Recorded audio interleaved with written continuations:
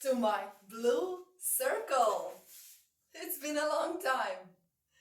Today I want to talk about something that I have observed in my yoga students or clients in the past, years that I've been teaching yoga.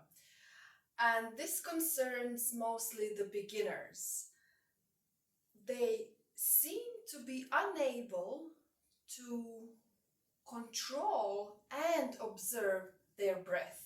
And I'm not talking about the first yoga class. I'm talking about the first maybe month or even 2 months.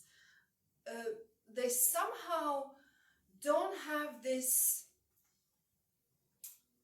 ability, or there needs to be some kind of switch that gives them the ability to start observing the breathing. So what happens is that as soon as I start saying observe or follow mentally the path of the breath or the air moving through your body, they start breathing more intensely, thoracically, and sometimes even with the clavicle. So as soon as they start thinking about the breath, they start changing the breath or the rhythm and the intensity of the breath. So this seems to be the first challenge: how to observe the breath without actually intervening, without changing it. So this is about the awareness of breath. The second challenge seems to be similar, but of course different. It also involves the breath, and it is about not changing the rhythm of your breathing and the intensity while moving. So, for example, if we're doing some power yoga or vinyasa, so the asanas are connected. So we move from one asana, for example, to the other. So the point is to move with the breath as we inhale, and as we exhale, we move the position of the body, the position of the organs.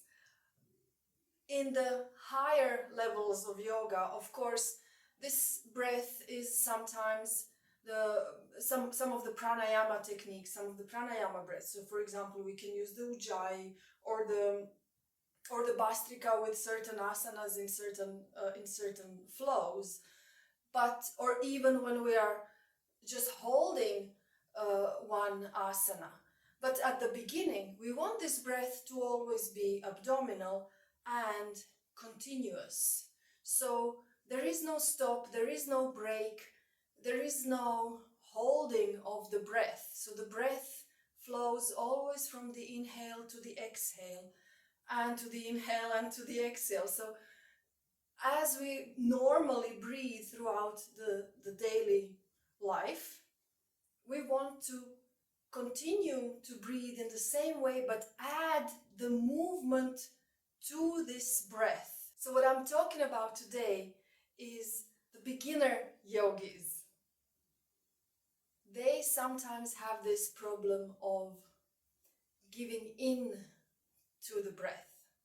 So step 1 is observe your breath without changing it.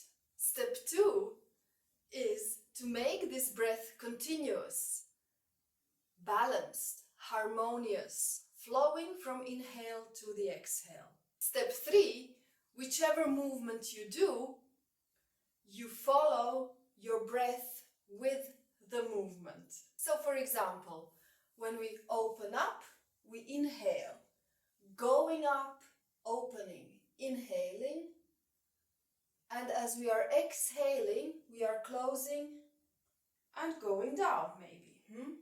Down, exhaling. When I'm inhaling, I'm going up.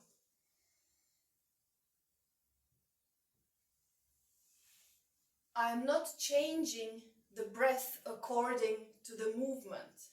Rather, I am just adding the movement to the breath that is already there. The challenge here is not to change the breath when the movement gets difficult. Of course, doing this is not difficult, but for some people it might be, right? If they have stiff shoulders or arms, it might be a little bit difficult. So, for example, when we're in the downward dog, we don't want to start puffing and panting, or when we're doing the cobra or the serpent, we don't want to. No, this gives the signal to the body that it's uncomfortable and it's unwanted. This means that we want to keep the breath controlled, natural, not reactive. This kind of breath and movement connection helps the soft tissue to become more elastic. It also helps the muscles to cancel the stretch reflex. What is the stretch reflex? As soon as we stretch the arm, the muscles that are stretching are going to automatically flex. They're going to contract in order to protect the limbs from falling apart. So, for example, if we do the intensive stretches like yin yoga, when we stay in one position for about a minute or even longer, this makes the muscles, especially in the first 30 seconds, contract.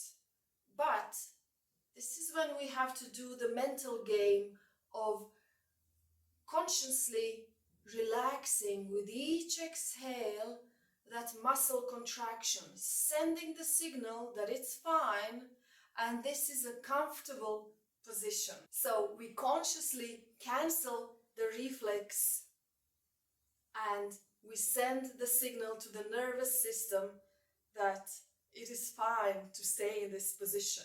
You will soon observe that you can stay in this posture for a longer period and without the stressed breathing. Of course, it depends on how often and intense your practice is. However, within 6 weeks, for example, if you do yoga for 3 times a week without skipping classes, you should see the improvement. If you don't, after 6 weeks, ask your yoga teacher why. Show them exactly what you are doing in detail. Maybe it's connected to your daily routine. Maybe you're spending too much time in a certain posture, sitting down, standing up, that actually cancels all the improvement that you might be making. So whatever you do, try to pay attention to your breath and observe how the air travels through your body. This should make you more aware of your breath, and this should give you more ability to control it once it's needed. See you in the next video.